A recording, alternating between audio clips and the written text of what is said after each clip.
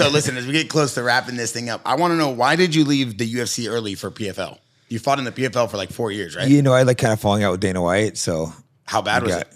I mean, Dana's can just be Dana. So, I mean, I'm cool with him now if I see him, but he can be kind of, I don't know, he can hate you or he can like you. What was it over, contracts or money or fights? Yeah, I forget exactly what it was, a few different things, but so we're cool now. So I try to keep it as cool as possible. Like I don't work for the UFC, but you still don't want to have totally burned bridges with the UFC.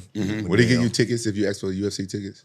It depends. I ask someone else. Sometimes I get them. Sometimes I don't. I asked for the last show and didn't get them though. But a lot of times I do. So, what about PFL? How was that? It was pretty good. It was they paid well and stuff. It just wasn't marketed real good. Is the unfortunate part. So it's hard going to the UFC when you have all these packed arenas and you're in an arena, not very many people. So I kind of lost motivation to train for these fights. Where like they're paying me good, but it's hard to be motivated when there's like hardly one in the arena. When you've been in these giant arenas, you know, GSP 60,000 people out in Japan, these big arenas. Now you have an arena with like 5,000 people. It's kind of like, why am I doing this? Yeah, that's how it was at like Bellator. Really? Even though you're getting paid? Yeah, they didn't promote. Yeah, because Bellator pays well, but they just don't. And They don't know how to promote. Yeah, I wish they did, because it's like, because Strikeforce somehow managed to have that. They were selling out these giant arenas. They kind of captured that same spirit.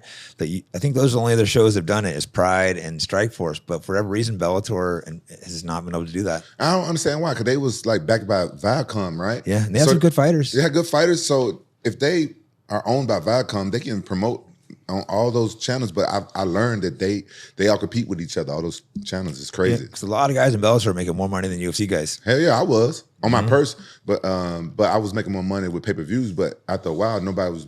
But no one's watching, so it makes you not want to fight, right? Yeah, You're like, why am I doing this if no one's watching, even if you're getting paid? Yeah. What do you mean? People weren't watching fights? Well, yeah, and Bellator, like they didn't get that many views. But when I fought on free TV, I know myself, I did over 1 million views. They told me the numbers. I did over 1 million views, but they wouldn't sell pay-per-views. They don't do pay-per-views.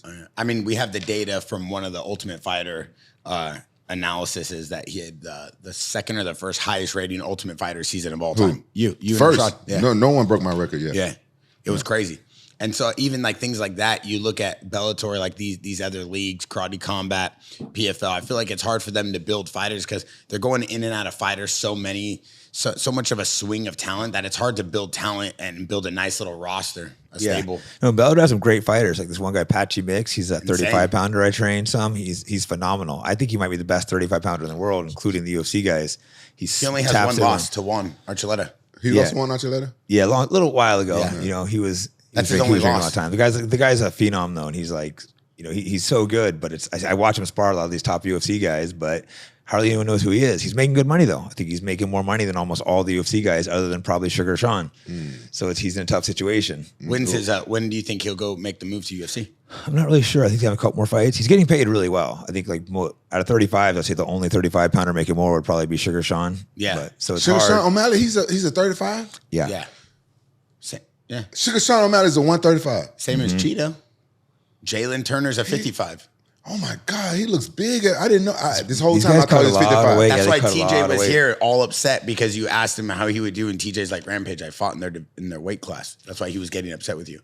That's why he said That's why he was talking on the drink. Probably now it makes sense. That's why he said But your TJ energy knows. makes But sense. TJ knows I don't know a whole lot about weight Yeah, class. but he told you, Rampage, that's the same division as me. And you said, TJ, I don't know what you're saying. And then he said one more time, that's the same weight class as me. And I didn't know TJ was that Yeah, that that's small. why you were upsetting him. I was upsetting him? Yeah, you upset him. Well, TJ can kiss my ass now. He talk shit about my F3.